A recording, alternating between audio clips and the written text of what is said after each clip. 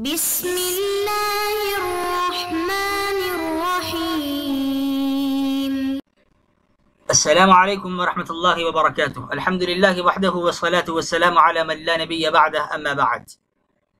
امید کرتا ہوں آپ بخیر و عافیت سے ہوں گے انشاءاللہ. اللہ تعالیٰ آپ کو ایمان کی اور ابدان کی سلامتی اور عافیت نصیب فرمائے. وهذا كلام في غاية الصعوبة. علامہ تفتزانی رحمۃ اللہ علیہ، امام حمید الدین الضریری البخاری الحنفی رحمہ اللہ کے دلائل پیش فرمانے کے بعد مناقشہ فرمانے جا رہے ہیں اور فرماتے ہیں کہ یہ انتہائی مشکل بات ہے. کیا مشکل بات ہے؟ کہ ہم صفات کو واجب مانیں تب بھی مشکل ہے. توحید کے منافی بات لازم آئے گی. صفات کو ممکن کہہ دیں یہ بھی ممکن نہیں ہے کہ ممکن بن کر تو وہ حادث ہو جائیں گی اور محدث کی محتاج ہو جائیں گی. وهذا كلام في غاية الصعوبة. صفات کے بارے میں یہ قول اختیار کرنا اور تساوی والا قول جو بالخصوص امام حمید الدین الضریری کا ہے، جس سے صفات پر لفظ واجب کا اطلاق ہو رہا ہے، یہ انتہائی مشکل کام ہے. فإن القول، اس لیے کہ قول اختیار کرنا بتعدد الواجب لذاته، واجب لذاته کے تعدد کا صفات میں مناف للتوحید، توحید کے منافی ہے. تعدد وجبہ لازم آ رہا ہے. اور اگر آپ ممکن مانتے ہیں صفات کو، والقول بامکان الصفات، جب آپ واجب نہیں مانیں گے تو کیا مانیں گے؟ ممکن مانیں گے. اور یہی دلیل بھی تھی امام حمید الدین الضریری البخاری کی. وہ فرما رہے تھے کہ ہم واجب اسی لیے کہہ رہے ہیں تاکہ ممکن والے قول سے بچ جائیں. والقول بامکان الصفات ينافي قولهم، اور اگر ہم صفات کو ممکن مانتے ہیں تو یہ ان کے اس قول کے منافی ہے بأن كل ممکن فهو حادث، کہ ہر ممکن حادث ہوتا ہے. متکلمین کہ اس قول کے منافی ہے. اگر صفات کو ممکن مان لیں تو دوسرا قول ٹوٹ جائے گا، اور وہ اصول ہے، ضابطہ ہے. وہ کیا؟ ان كل ممکن فهو حادث، ہر ممکن حادث ہے اور اللہ تعالی حادث نہیں ہے. اللہ تعالی ممکن نہیں ہے بلکہ آپ واجب الوجود ہیں. لیکن اگر یہ حضرات یہ تعویل پیش کریں، فإن زعموا، اگر یہ حضرات گمان کریں، انها قدیمۃ بالزمان، یہ قدیم زمانی اور ذاتی، حادث زمانی اور ذاتی، یہ ہم گزشتہ اسباق میں اس کی اشارہ کر چکے ہیں. دوبارہ میں خلاصہ عرض کر دیتا ہوں.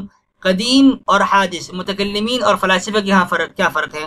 متکلمین کہتے ہیں قدیم وہ ہے جو غیر مسبوق بالعدم ہو، اور متکلمین کہتے ہیں کہ حادث وہ ہے جو مسبوق بالعدم ہو.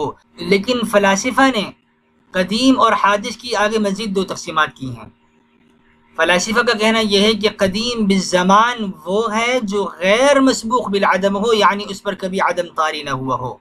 اور قدیم بالذات وہ ہے جو اپنے غیر کا محتاج نہ ہو.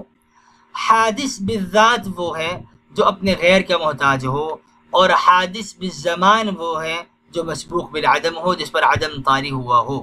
یہ فلاسفہ کے ہاں تقسیم ہے. تو فلاسفہ کیا قول اگر یہ متکلمین حضرات اختیار کریں گے تو اس میں کیا خرابی لازم آئے گی؟ علامہ فرماتے ہیں فإن زعموا، اگر یہ گمان کر لیتے ہیں، انها قدیمۃ بالزمان، کہ یہ صفات قدیم زمانی کے ساتھ متصف ہیں، قدیم بالزمان ہیں، یعنی یہ غیر مسبوق بالعدم ہیں. بمعنی، اس معنی میں عدم المسبوقیت بالعدم، کہ ان پر عدم طاری نہیں ہوا. وهذا لا ينافي الحدوث الذاتی، اور یہ حدوث ذاتی کے منافی نہیں ہے، یعنی ان کا احتیاج الی الغیر ہونا، اللہ تعالیٰ کی طرف محتاج ہونا، اس کے یہ منافی نہیں ہے. بمعنی، اس معنی میں الاحتیاج الی ذات الواجب، کہ صفات محتاج ہیں ذات واجب کی طرف.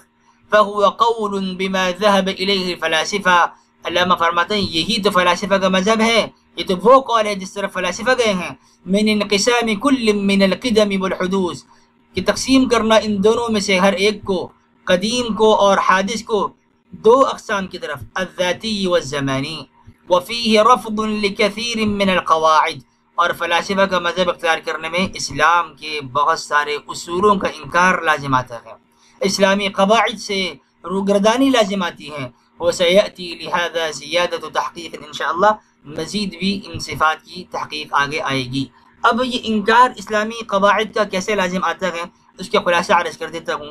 اللہ تعالیٰ کو مسلمان کہتے ہیں، اہل اسلام کا یہ عقیدہ ہے، اللہ تعالیٰ فاعل مختار ہیں.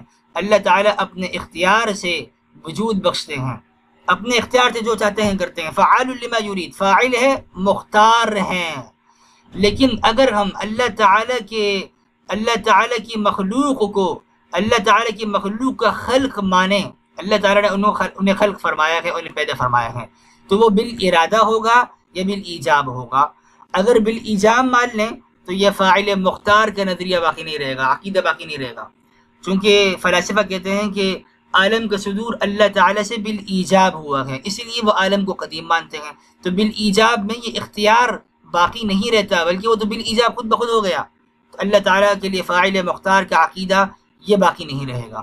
اور اگر ہم بالارادہ مانتے ہیں، ہم کہتے ہیں کہ بھئی یہ اشیاء، یہ صفات یا کوئی بھی چیز اللہ تعالیٰ سے، اللہ تعالیٰ کے ارادے سے اللہ تعالیٰ نے اسے خلق فرمایا ہے، اس کو وجود بخشتا ہے، تو اس صورت میں وہ صفات قدیم نہیں رہیں گی، چونکہ وہ تو قدیم بالزمان نہیں رہیں گی. جیسے آپ لوگوں نے کہا تھا کہ یہ قدیم بالزمان ہیں، صفات قدیم بالزمان ہیں، تو وہ قدیم بالزمان نہیں رہیں گی بلکہ وہ تو حادث بن جائیں گی. تو اس میں بہت سارے اسلامی قواعد کا انکار لازم آتا ہے جو مذہب فلاسفہ نے اختیار کیا ہے. صحیح بات یہ ہے کہ صفات واجب ہیں یا قدیم ہیں. علامہ فرماتے ہیں کہ مزید تقسیم آگے آئے گی، لیکن علماء اہل سنت والجماعہ کی ایک اکثریت اور ایک بڑی جماعت صفات پر واجب کا اطلاق کرنے کو روا رکھتی ہے اور جائز سمجھتی ہے، جس طریقے سے صفات پر قدیم کا اطلاق کرنا درست ہے، اور قدیم کا اطلاق کرنے سے تعدد قدماء، اس کا صفات میں استحالہ کوئی مسئلہ نہیں ہے، لا استحالۃ فی تعدد الصفات القدیمہ. لیکن وانما المستحیل فی الذوات القدیمہ، ذات قدیمہ میں استحالہ یہ مشکل ہے، لیکن صفات میں تعدد قدماء لازم آئے تو کوئی استحالہ نہیں ہے. اسی طریقے سے اگر صفات میں تعدد وجباء بھی لازم آ جائے تو یہ منافی توحید نہیں ہے. مزید تفصیل علامہ فرماتے ہیں کہ آگے چل کر آئے گی انشاءاللہ. سبحان اللہ وبحمدہ، سبحانک اللہم وبحمدک، نشہد ان لا الہ الا انت، نستغفرک ونتوب الیک. سبحان ربک رب العزۃ عما یصفون وسلام علی المرسلین والحمد للہ رب العالمین. السلام علیکم ورحمۃ اللہ وبرکاتہ.